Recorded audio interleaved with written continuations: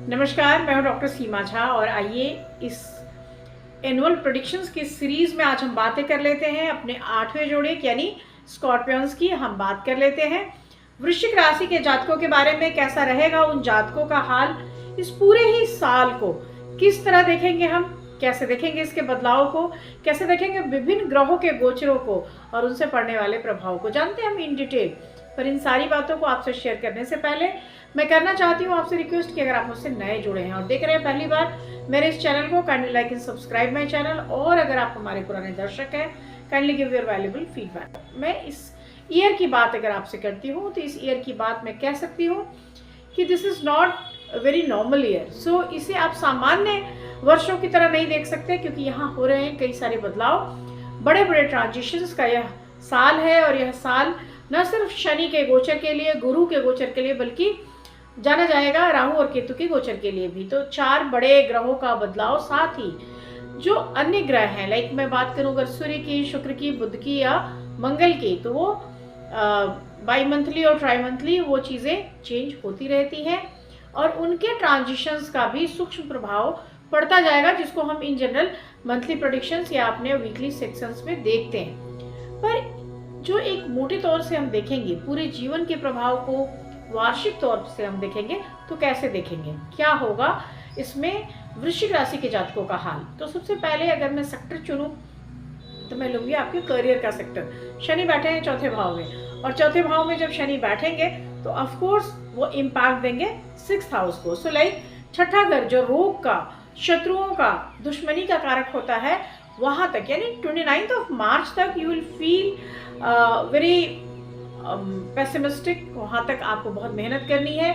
वहाँ तक अगर आप कोशिश करते हैं तो स्वास्थ्य की सचेतता के साथ वित्तीय सुधारों की तरफ आपका ध्यान होगा।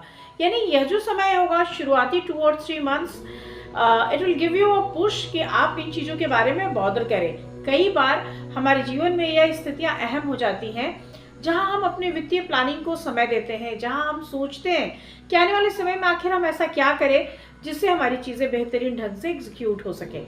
तो यह जो समय होगा ये प्लानिंग का समय होगा, यह जो समय होगा ये आपके लिए आगे बढ़ने का समय होगा। जैसे ही आप आगे बढ़ेंगे, यानी इस साल को आप जैसे ही आगे बढ़ता हुआ देखेंगे, आप देखेंगे कि मिडिल ऑफ द ईयर जाते जाते वृश्चिक ने अपनी कई सारी स्थितियों में पैठ बना ली। सो लाइक गुरु का ट्रांजिट हो चुका, शनि का ट्रांजिशन हो चुका, राहु केतु बदल गए, और ऐसी स्थितियों में आपका ये सारे बदलाव कई तरीके से इम्पैक्ट दे रहे हैं। उन तरीकों की अगर हम बात करते हैं तो सबसे पहले जो हम महसूस करते हैं बदलाव, वो महसूस करते हैं आपके स्वास्थ्य में। सबसे पहले मैं स्वास्थ्य को ही उठाती हूँ और देखती हूँ कि इस पूरे ही साल एक सजगता, एक पर्सनल अलर्ट और अपने लिए एक पर्सनल सी स्पेस की जो जनरेशन है वो बहुत ज़्यादा जरूरी हो जाएगी। यानी मार्च ऑनवर्ड्स ही अगर आप खुद पे फोकस करें, अपने खान पान पे ध्यान रखें, व्यायाम या मेडिटेशन का एक अपना शेड्यूलिंग कर लें, तो निश्चित रूप से यह साल आपका आसान हो जाएगा। इस साल में कई ऐसी चीज़ें भी हैं, हालांकि बहुत गंभीर समस्याओं की ओर इशारा नहीं कर रही, क्योंकि बहुत शुरुआती दौर में ही शनि अपना घर बदल ले रहा है। लेकिन आपके लिए पूरे साल ये इशारा जरूर देती है कि पंचम भाव का शनि है, तो आप अपने स्वास्थ्य के प्रति लगातार चिंतनशील बने रहें। मैं बात करूं अगर आर्थिक स्थिति की, तो ऑफ कोर्स शनि का चतुर्थ से पंचम में जाना आपके आर्थिक भाव को बढ़ाएगा, क्योंकि पंचम भाव जो है वो आपके कार्य को देखेगा, आपकी प्रगतिशीलता, आपकी रचनात्मकता को देखेगा, और वो पुश देगा कि आप अपने कार्यों को अच्छी तरह से एग्जीक्यूट करें। तो एग्जीक्यूशन का जो तरीका है वो शनि निर्धारित करेगा, और शनि आपके लिए कारक ग्रह बन जाएगा। तो निश्चित रूप से उसके बाद का जो समय होगा that will help you a lot. लेकिन मैं कह सकती हूँ कि middle of the year onwards time will be favourable for you people. लेकिन उसके पहले का जो समय है उस समय में अपनी स्थिरता पे आपको ध्यान देना है। यानी आपके लिए व्यापार व्यवसाय का जो समय है वो स्थिर करने वाला समय है, उससे वित्त की स्थितियाँ बैलेंस्ड बनी रहेंगी। अगर मैं बात करती हूँ आपके प्रेम संबंधों की, तो निश्चित रूप से मैं कह सकती हूँ कि शुरुआती 2-3 मंथ्स में तो मुझे ज़्यादा कुछ बहुत अच्छा दिखाई नहीं दे रहा। लेकिन yes, after 29 March things will move, और वहाँ से आप अपने मैरिज के लिए एक नया सेक्शन देख सकते हैं, सोच सकते हैं। If you are in love और if you are in a relationship, तो आप शादी के संबंधों की तरफ बढ़ सकते हैं। और अगर आप सिंगल हैं और आप किसी को ढूंढ रहे हैं तो निश्चित रूप से एक परफेक्ट लाइफ पार्टनर आपको इस दौरान जरूर मिल जाएगा। यह जो समय होगा, यहाँ प्रेम संबंधों में ना सिर्फ अस्थिरता या जटिलता का एक इशारा मिलता है, बल्कि यह समय ये भी इशारा करता है कि इस समय अगर हम मिसअंडरस्टैंडिंग्स को, अगर हम सामने वाले के भावों को ना समझे, अगर हम इन चीज़ों को नहीं सॉल्व आउट करें तो हमारे संबंधों में एक बड़ी दरार भी आ सकती है। तो आपको ये ध्यान देना होगा कि संवेदनात्मक रूप से बहुत सजग होना होगा, ताकि आपका साथी के प्रति जो बिहेव है उससे संबंध टूटने या बिखरने ना पाए। इसके बाद मैं बात करूंगी आपके करियर या आपके पोजीशन की।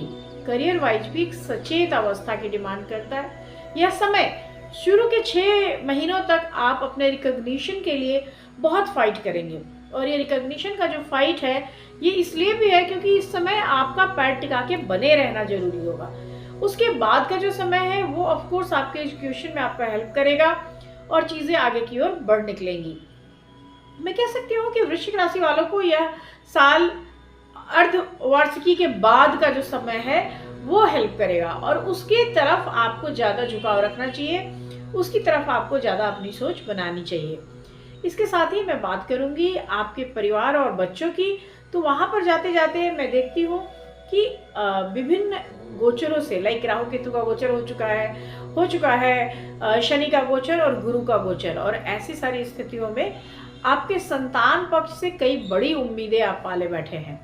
अगर आपके पास संतान नहीं है तो यह समय वह भी होगा। सो अगर हम जुलाई ऑनवर्ड्स की बात करते हैं तो आप अपने लिए संतान प्राप्ति के योग की तरफ बढ़ रहे हैं, और आपको निश्चित रूप से उसकी कोशिश करनी चाहिए। लेकिन अगर if you have already sons और डॉटर्स तो आपके मन में उसके प्रति जो एक भाव है, सो लाइक आपको लगता है कि आपके बच्चे को बहुत अच्छा करना चाहिए, आप उसके लिए उसके करियर में हेल्प करा रहे हैं, आप उसके लिए उसकी स्थितियों में हेल्प करा रहे हैं, तो यह समय निश्चित रूप से आपको एक रिवार्ड देगा। तो बच्चों की तरफ से आपका दिल खुश होगा, आपके लिए यह समय वरदान साबित होगा, और यह साल बहुत सारा कुछ आपके लिए करके जाएगा।